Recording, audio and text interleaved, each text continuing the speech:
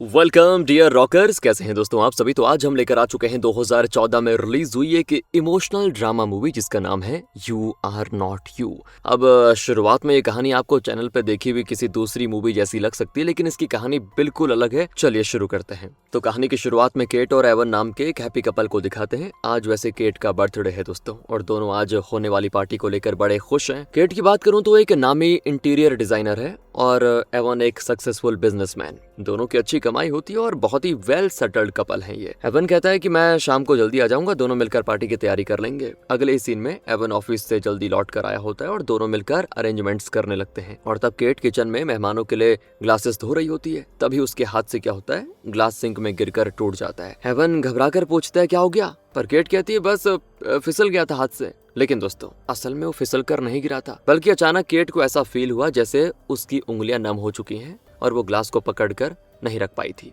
मतलब उसके हाथों पे उसके दिमाग का कंट्रोल नहीं रहा। अगले ही सीन में बर्थडे पार्टी होती है। सिर्फ इनके बहुत ही क्लोज फ्रेंड्स आए होते हैं, ज्यादा लोगों को इन्होंने नहीं बुलाया। एवन और केट की शादी को 15 साल हो चुके हैं दोस्तों। इनकी लाइफ में खुशी भरी पड़ी है, पर केट एक बच्चा चाहती है, लेकिन अभी तक भगवान ने इनको कोई बच्चा नहीं दिया। और केट को पियानो प्ले करना बहुत ही अच्छा लगता है। पार्टी में भी वो सुपर पियानो बजाती है, लेकिन बजाने के बाद फिर से उसकी उंगलियां अचानक से नम पड़ जाती हैं। अब उसे डर लगता है कि कहीं कोई दिक्कत ना हो जाए मेरे साथ। यहाँ से दोस्तों कट करके 1.5 साल के बाद बेथ नाम की एक लड़की को दिखाते हैं। बेथ एक कॉलेज स्टूडेंट है, लेकिन ज्यादातर कॉलेज नहीं जाती, बल्कि क्लब्स और पार्टीज में अपना ज्यादातर वक्त बिताती रहती है। और पार्टी के बाद नशे में उसे जो मिला उसके साथ उसके घर चले जाती है।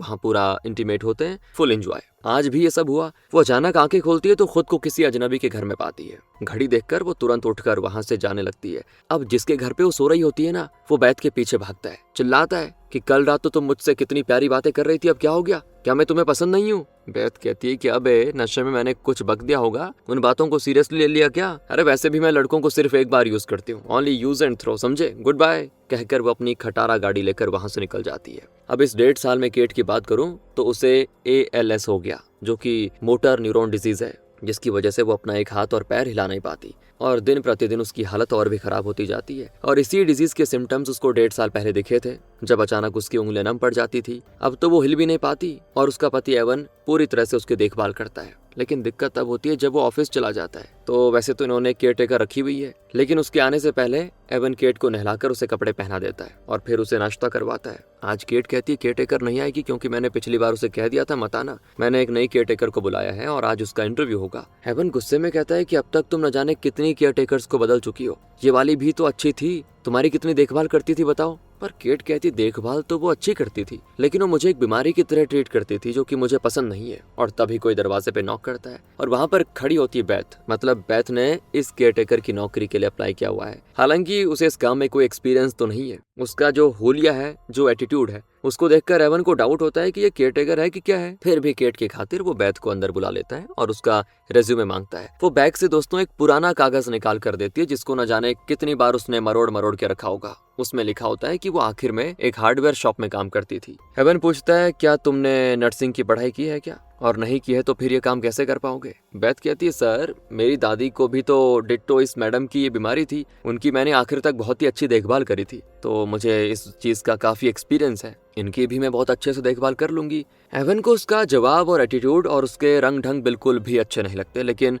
उसका ये कैरेक्टर केट को बड़ा अच्छा लगता है। अभी तक जो केयर टेकर्स आई थी वो सभी केट को एक बीमार की तरह ट्रीट करती थी, लेकिन केट को लगता है कि ये लड़की उन सभी से अलग है, इसके साथ मुझे क्या पता एक नॉर्मल इंसान की तरह फील होगा। और तो और दोस्तों बेथ काफी कॉन्फिडेंट और फ्रैंक है, जो बात केट को बड़ी भा जाती है। इसलिए वो एवन से कहती है अरे बस बस बस यही होगी मेरी केयर टेकर। एवन को ये बात जचती तो नहीं, लेकिन क्या करता, केट की खातिर वो बेथ को उसकी केयर टेकर अपॉइंट कर देता है। फिर वो बेथ को किचन में ले जाकर बताता है कि तुम्हें केट के लिए कुकिंग भी करनी होगी। फिर वो कहती है मुझे कुकिंग तो नहीं आती। अब एवन बड़ा इरिटेट हो जाता है और केट से अकेले में कहता है कि मुझे ये लड़की ठीक नहीं लग रही, बता रहा हूँ, इसको मत रखो अपनी केयर टेकर, जाने दो। लेकिन केट नहीं मानती, कहती है कि अरे वो जैसी भी है मुझे पसंद है, दिक्कत क्या है, तुम ऑफिस जाओ मैं देख लूंगी। तो एवन को भेजने के बाद केट खुद एक वॉकर की मदद से जैसे तैसे चलकर किचन में पहुंचती है और उसे सबसे पहले तो जूस बनाना सिखाती है। लेकिन बेथ बिना ढक्कन के मिक्सर चला देती है और पूरे किचन का सत्यानाश। फिर केट को बाथरूम जाना होता है तो वो बेथ की मदद मांगती है।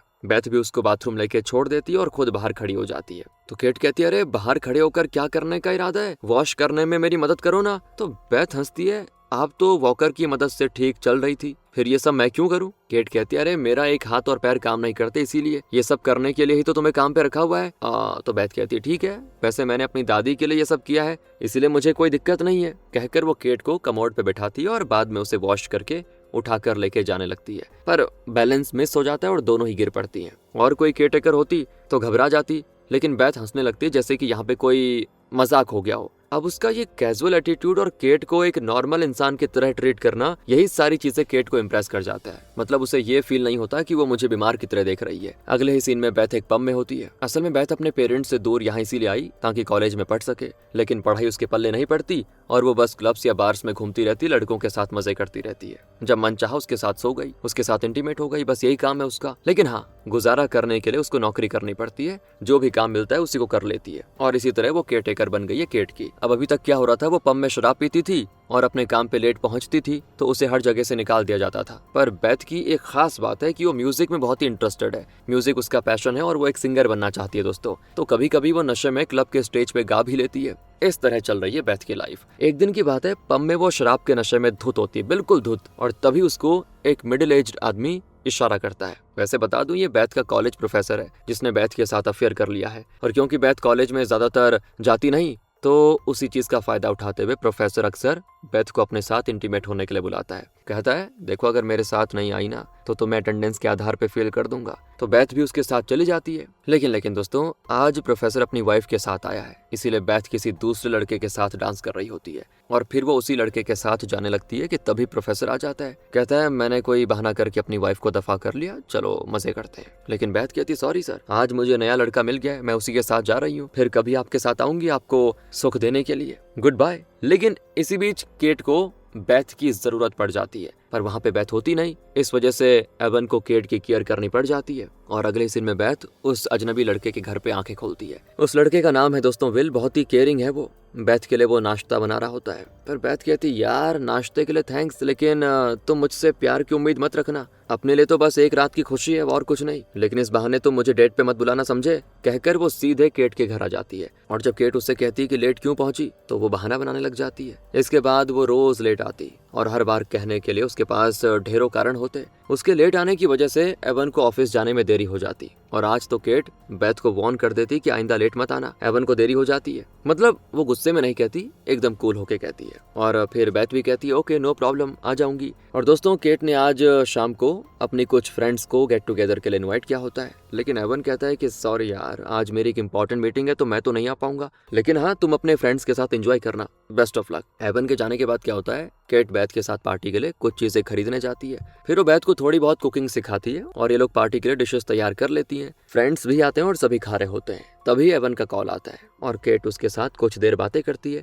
लेकिन दोस्तों, तभी वहाँ एवन के पास किसी लड़की की आवाज आती है जो बड़े प्यार से किसी को बुला रही होती है। इसे कोई और नोटिस तो नहीं करता, लेकिन केट सुन लेती है। केट को तो लगता है कि शायद एवन किसी क्लाइंट से मिलने बार में गया होगा, वहाँ कोई लड़की नशे में बात कर रही होगी, फिर भी उसे थोड़ा सा शक तो होता है। और फिर मेहमानों के जाने के बाद बेथ केट को बेड पे लिटाती है। केट कहती है, एवन के कमरे में उसका टैब होगा, उसको लेके तो आओ जरा। बेथ टैब लेकर आती है तो केट कहती है, इसमें एवन के ईमेल से मुझे पढ़ के सुनाओ। तो बेथ कहती है, अरे नहीं नहीं नहीं, दूसरों के मेल्स पढ़ना इंडिसेंट होता है, मैं नहीं करूंगी। तो केट कहती है, सुनो मेरी बात, मैंने तुम्हें नौकरी पे इसलिए रखा हुआ है ताकि तुम वो काम करो जो मैं कहती हूँ, चुपचाप पढ़कर सुनाओ ना, दिक्कत क्या है। पर बेथ फिर भी मना करती है तो केट कहती है, तो फिर जाओ, तुम जा सकती हो, मैं किसी और को काम पे रख लूंगी, जाओ। बेथ कहती है, अरे नाराज मत रहो, ठीक है, मुझे भी कहीं और नौकरी मिल जाएगी। लेकिन तब केट कहती है कि तुम्हें झट से गुस्सा आ जाता है। रे सुनो ना मेरी बात, तुम्हें $100 दूंगी मैं, मेल्स पढ़ के सुनाओ ना। बेथ कहती है, मुझे पैसे नहीं चाहिए, लेकिन मैं नहीं पढ़ूंगी एवन के मेल्स को, मैं मेल खोलकर आपको दिखा देती हूँ, आप खुद ही पढ़ लेना।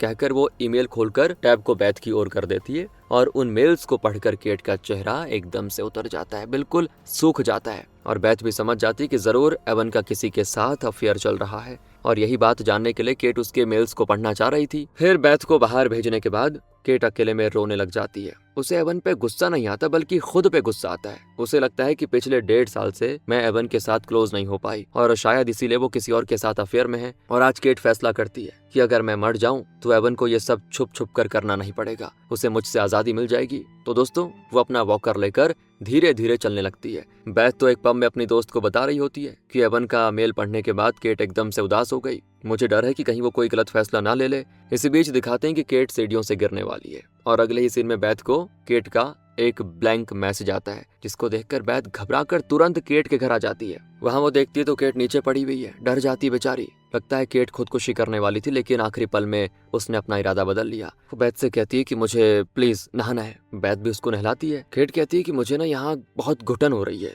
तुम कहाँ रहती हो वैसे, क्या मुझे तुम अपने घर पे लेके जा सकती हो? और बेथ एक पल भी नहीं सोचती और तुरंत उसको ले जाने के लिए तैयार हो जाती है। इन दोनों के जाने के बाद एवन घर पे आता है और टैब को देखकर वो समझ जाता है कि पक्का केट को मेरे बारे में सब कुछ पता चल चुका है और इसीलिए घर छोड़ के वो चली गई। दूसरी ओर बेथ केट को अपने घर लेके जाती है। अब वहाँ पे उतनी सुविधाएं तो नहीं होती, लेकिन फिर भी केट वहाँ चैन महसूस करती है। बेथ उसके लिए एक अच्छा सा बेड देती है और खुद सोफे पे सोने वाली होती है। उसके हाथ में दोस्तों बियर बोतल और कागज देखकर केट कहती है ये सब क्या है? तो बेथ बताती ये म्यूजिकल नोट्स हैं और बियर पीने से मुझे बहुत ही अच्छा म्यूजिक क्रिएट करने में मदद मिलती है। तो केट हैरान हो जाती क्योंकि वो नहीं जानती थी कि बेथ म्यूजिक के बारे में इतनी पैशनेट है। केट खुद भी तो एक पियानो प्लेयर है वैसे, इसलिए वो बेथ के पैशन को फील कर पाती है। अगले दिन दोस्तों बेथ के फोन पे लगातार एवन कॉल करता है, लेकिन केट कहती प्लीज मत उठाओ, मैं उससे मिलना ही नहीं चाहती। एक काम करोगी क्या, मुझे एक जगह लेके जाओगी? अगले ही सीन में केट के कहने पे बेथ उसको एक असिस्टेड केयर सेंटर में लेके जाती है, जहां उन लोगों की देखभाल की जाती है जिनका या तो कोई नहीं होता या जो खुद की देखभाल नहीं कर सकते। बेथ बार बार पूछती आप यहाँ पे क्यों आना चाहती थी? फिर उसे पता चलता है कि असल में केट यहाँ रहने के लिए आई है। जानकर बेथ को बड़ा गुस्सा आता है। कहती कि क्या मैं आपकी अच्छे से केयर नहीं करती जो आप यहाँ पे अकेले रहने के लिए आ गई हो? नहीं नहीं, मैं तो नहीं छोड़ूंगी आपको, आप मेरे साथ घर रहिए, मैं आपकी जिम्मेदारी उठाऊंगी। ये कहकर वो केट को व्हील चेयर में ले जाकर वापस अपनी कार में बिठा देती है और कहती कि देखिए मैं जानती हूँ मैं इस सोसाइटी के हिसाब से अच्छी लड़की नहीं हूँ, रोज देर रात को घर आती हूँ, कई लड़कों के साथ मेरा रिश्ता है, लेकिन अब मैं वो सब छोड़ दूंगी, कभी लेट नहीं आऊंगी। मैं जानती हूँ कि आप सीढ़ियों से गिरकर अपनी जान देने की कोशिश कर रही थी, मेरी दादी आपसे भी बदतर हालात में थी, लेकिन वो कभी जिंदगी से डरी नहीं, ना ही उन्होंने कभी खुद गिव अप किया। वो लाइफ से कभी निराश नहीं हुई। उनके आखिरी दिनों में मैंने उनकी बहुत ही अच्छे से देखभाल की थी, अब आपकी भी मैं उसी तरह देखभाल करूंगी, क्योंकि आपके साथ रहने से ना मुझे खुद में कुछ अच्छा बदलाव नजर आ रहा है और मुझे अपने बारे में अच्छा भी फील हो रहा है। इसलिए आप प्लीज कोई गलत फैसला मत लेना, मैं हमेशा आपके साथ हूँ। अब कहिए आपको कहाँ जाना है बताइए। तो फिर केट के कहने पे बेथ उसको एवन के ऑफिस लेके जाती है। वहाँ केट एवन को साफ कह देती है कि हमें अलग हो जाना चाहिए। एवन बेथ को बाहर भेज देता है और कहता है कि देखो केट, मुझसे गलती हो गई थी और मैं अपनी गलती रियलाइज कर चुका हूँ, आइंदा ऐसा कभी नहीं करूंगा, प्लीज मुझे माफ कर दो और भगवान के लिए अलग होने की बात मत करो। पर केट नहीं मानती, कहती है कि इसमें तुम्हारी कोई गलती नहीं है एवन, तुम्हारे साथ रहूंगी तो तुम पर बोझ बनूंगी और मुझसे वैसे भी तुम्हें कोई खुशी नहीं मिल रही ना, मैं चाहती हूँ कि तुम खुश रहो, इसलिए तुमसे अलग होना चाहती हूँ बस, कहकर केट चली जाती है। जाते जाते एवन की सेक्रेटरी जिसके साथ एवन का अफेयर है, हाँ दोस्तों इसी सेक्रेटरी के साथ है, केट उससे भी कह के जाती कि मैं एवन से अलग हो रही हूँ और तुम दोनों को छुप छुप कर मिलने की अब जरूरत नहीं है, आराम से खुल के रहो। अगले सीन में देखते हैं कि बेथ अपनी चीजें पैक करके केट के साथ उसी के घर में चली जाती है। अब वो यहीं पे रहेगी। इसी बीच उस प्रोफेसर का बार बार कॉल आता है जिसके साथ बेथ का अफेयर है। तभी केट की सांसें फूलने लगती हैं और वो जोर से चिल्लाती है, जो कि इंटरकॉम स्पीकर के जरिए बेथ को सुनाई देता है और वो तुरंत भागती है और इमरजेंसी को कॉल करने की कोशिश करती है। पर केट कहती नहीं, मुझे हॉस्पिटल नहीं जाना, मेरे बारे में जो फैसला लेना होगा वो सिर्फ मैं लूंगी, समझी। और यहाँ पर पता चलता है कि केट काफी खुददार औरत है, मतलब अपने फैसले हमेशा खुद लेने की सोचती है, फिर चाहे वो सही हो या गलत। उसके इस कमरे में एक माइक है और घर के हर कमरे में एक इंटरकॉम स्पीकर भी है। जब केट को मदद की जरूरत होती तो वो इसी के जरिए बेथ से कम्युनिकेट करती। फिर बेथ कॉलेज जाती, लेकिन प्रोफेसर उसको जाने ही नहीं देता और उसे अकेले में ले जाकर पूछता है, क्या बात है आजकल तुम पब में नजर नहीं आ रही हो? तो बेथ कहती, मैं किसी की केयर टेकर हूँ, इसलिए पब नहीं आ सकती।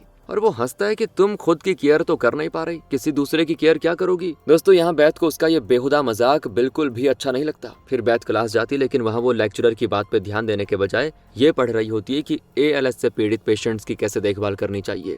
धीरे धीरे केट की सेहत और खराब हो जाती है। डॉक्टर कहते हैं कि बहुत ही जल्दी तुम्हें वेंटिलेटर की जरूरत पड़ेगी और केट समझ जाती है कि बस वो कुछ ही दिनों की मेहमान है। वो अपनी कुछ ड्रेसेस और दूसरी चीजें बेथ को दे देती है। दोनों एक दूसरे के साथ बहुत अच्छा वक्त बिताती हैं। केट मतलब जहाँ भी जाना चाहती है ना, बेथ उसको हर जगह लेके जाती है। वो दोनों लगभग एक दूसरे की बहन बन चुकी थी। बेथ के साथ केट बहुत ही सेफ फील करती है और उसे एक तरह की आजादी महसूस होती है। तभी वो एक कपल से मिलते हैं। वाइफ का नाम है मैरलिन और उसे भी केट की तरह ALS है, लेकिन उसका पति उसकी बहुत केयर करता है। केट उस कपल को एक दिन घर इनवाइट करती है और वो आ भी जाते हैं। सभी मिलकर बहुत एंजॉय करते हैं। केट तो अपनी बीमारी और अपना दुख सब भुलाकर जी भर के हंसती है। दूसरी ओर एवन बहुत दुखी होता है यार, उसने अपना अफेयर छोड़ दिया और वो केट को बहुत ही मिस कर रहा है। अब उसे अपने किए पे पछतावा होता है दोस्तों, और वो केट से मिलने की सोचता है, लेकिन केट उसका कॉल नहीं उठाती। फिर एक दिन बेथ केट को पब लेके जाती है। केट को शराब पीना मना है, इसलिए वो बैथ को ड्रिंक करते हुए देखकर खुश हो लेती है। तभी विल बैथ को डेट पे बुलाता है। वो बैथ से प्यार करता है, लेकिन बैथ कह देती है अरे सुनो,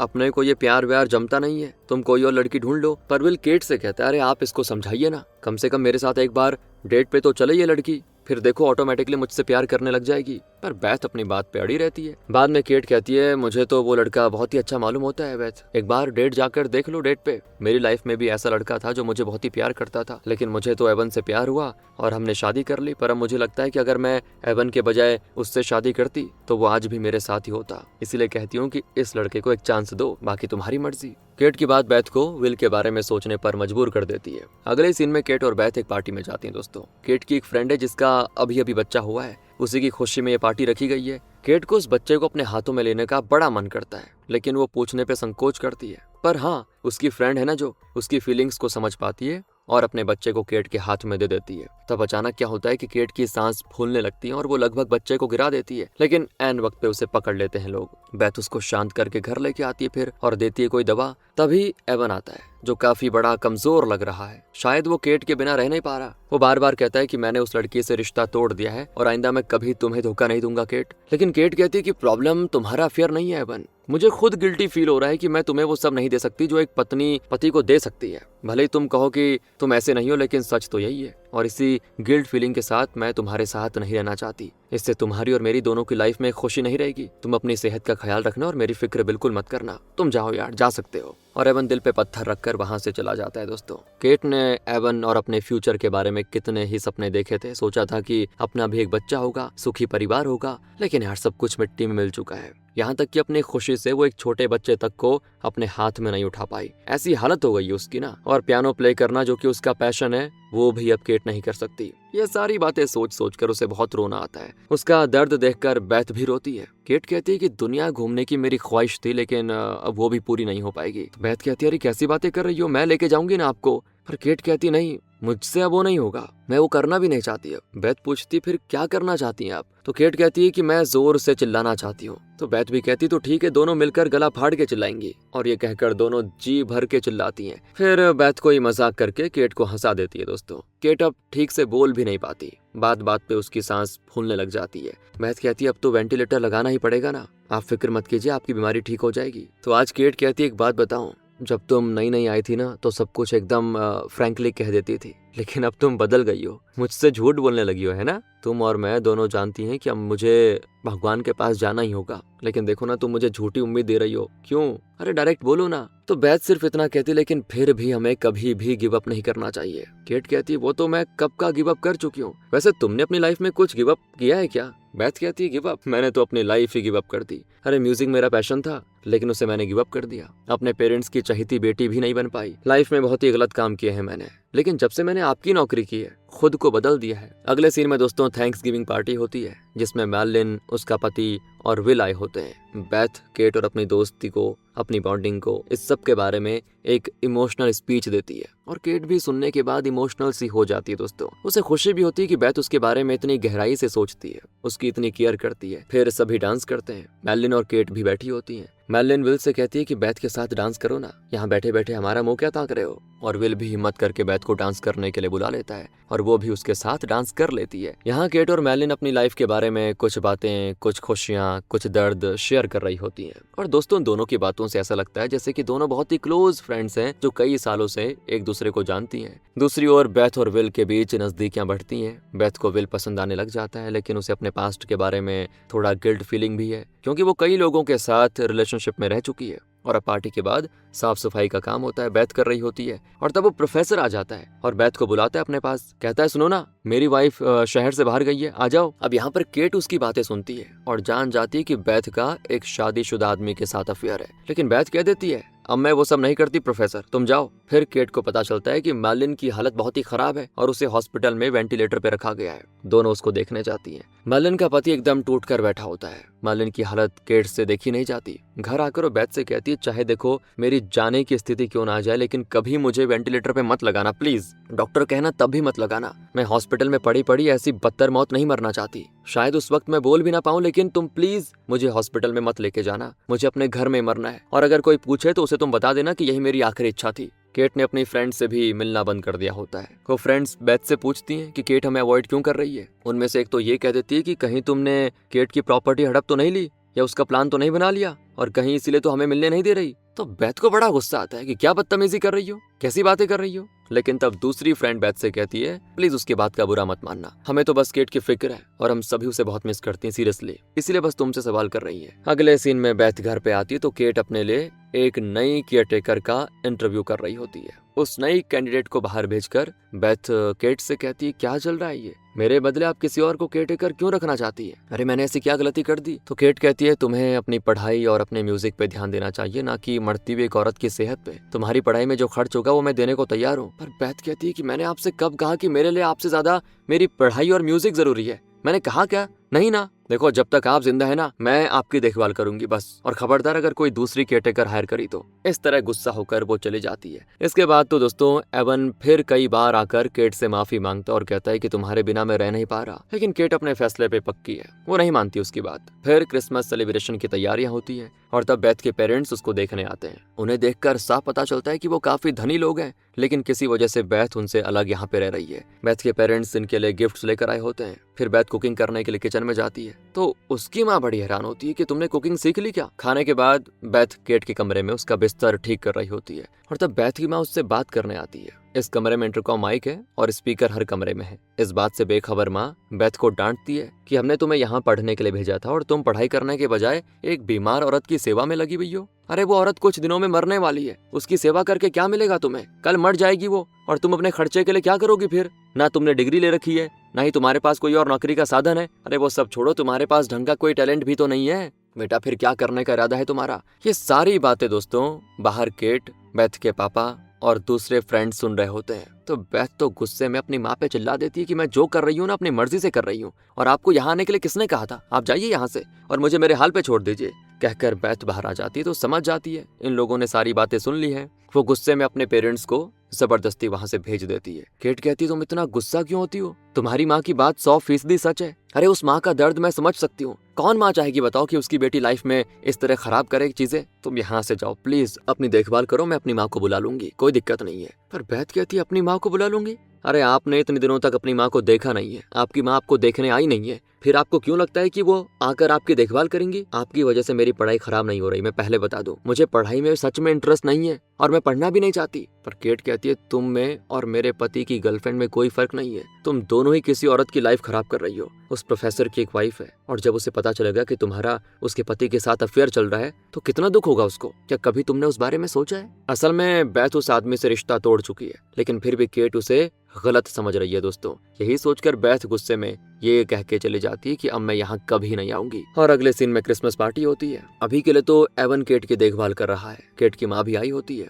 दूसरी ओर बेथ बार के बाहर खड़ी होती है। विल कहता है आज बहुत दिनों के बाद इस जगह दिखाई दी कैसे। तो बेथ कहती है केट ने मुझे नौकरी से निकाल दिया, मेरी समझ में नहीं आता क्या करूं, मैं बहुत मिस करती हूँ उनको। विल कहता है फिक्र मत करो ना, एक ड्रिंक हो जाए जरा। बेथ कहती है देखो विल तुम बहुत अच्छे लड़के हो और मुझे पसंद भी हो, लेकिन फिलहाल मैं तुम्हें डेट करने की हालत में नहीं हूँ, फिर कभी इस बारे में बात करेंगे। वो कहता है ठीक है आई एक्सेप्ट, कोई बात नहीं है, मैं तुम्हारा इंतजार करूंगा। कह के वो चला जाता है और तब बेथ को कॉल आता है और खबर मिलती है कि मैरलिन अब नहीं रही। बेथ उसके पति से मिलने जाती है मैरलिन के। फिर वो केट के घर जाकर एवन को एक खत देती है जो कि मरने से पहले मैरलिन ने केट के लिए लिखवाया था। एवन अकेले में केट को वो खत पढ़ के सुनाता है। एक्चुअली दोस्तों मैरलिन ने लिखा होता है कि मेरे आखिरी दिनों में तुम जैसी दोस्त मुझे मिली, इसकी मुझे बहुत ही खुशी है। अब मुझे मरने का दुख बिल्कुल भी नहीं होगा, इतने कम समय में मेरी बेस्ट फ्रेंड बनने के लिए थैंक्स। सुनकर केट बड़ी इमोशनल हो जाती है। कुछ दिनों के बाद केट की हालत दोस्तों और खराब होती है और फाइनली मतलब ना चाहते हुए भी उसे हॉस्पिटल में एडमिट करना पड़ता है। खबर जानकर बेथ तुरंत आ जाती है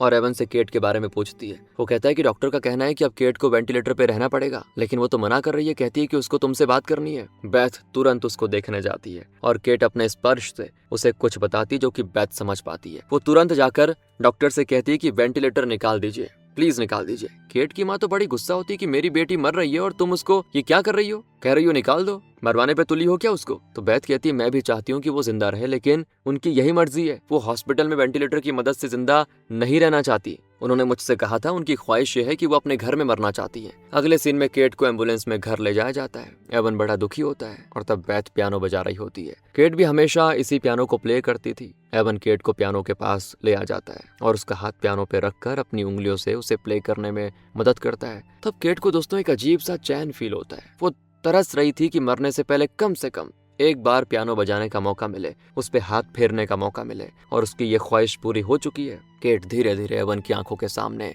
मर रही होती है, लेकिन वो केट को इस तरह मरते देख नहीं पाता। आखिरी बार वो केट से बहुत ही इमोशनल होकर बातें करता है। उस पल में केट भी समझ पाती है कि एवन सच में उससे बहुत ज्यादा प्यार करता है, लेकिन बीच में वो भटक गया था। हो जाता है कभी कभी माइंड डाइवर्ट। उस बात का उसे पछतावा भी था। केट से बात करके एवन बाहर आ जाता है। बेथ कहती है कि आप अगर मेरी लाइफ में नहीं आती ना, तो न जाने मेरी लाइफ किस गलत दिशा में बहुत ही दूर चली गई होती। आपने मुझे बहुत कुछ सिखाया, जिसके लिए मैं आपका जितना शुक्रिया अदा करूं कम है। मैं सच में यार आपको बहुत मिस करूंगी। केट कहती है देखो तुम अपने पैशन पे ध्यान दो, लाइफ में आगे बढ़ो, मेरी यही ख्वाहिश है। और वो लड़का विल है ना, बहुत अच्छा है वो, तुम्हें पसंद हो तो उसी से शादी करना, एक अच्छी लाइफ बिताना उसके साथ। बेथ बहुत रोती है और आखिर उसके गाल पे किस करके उसे सुला के जाती है। लेकिन दोस्तों थोड़ी देर में उसे सांस लेने में बहुत तकलीफ होती है। बेथ उसको तड़पते हुए देखकर बहुत ज्यादा रोती है और कुछ ही देर में तड़पने के बाद केट बेथ की गोद में दम तोड़ देती है। टूट जाती बेथ। कुछ दिन के बाद दिखाते हैं बेथ को, जैसा केट ने कहा था बेथ विल को डेट करने में लगी हुई है। कुछ महीनों के बाद दिखाते हैं तो बेथ ने अपना पैशन फॉलो किया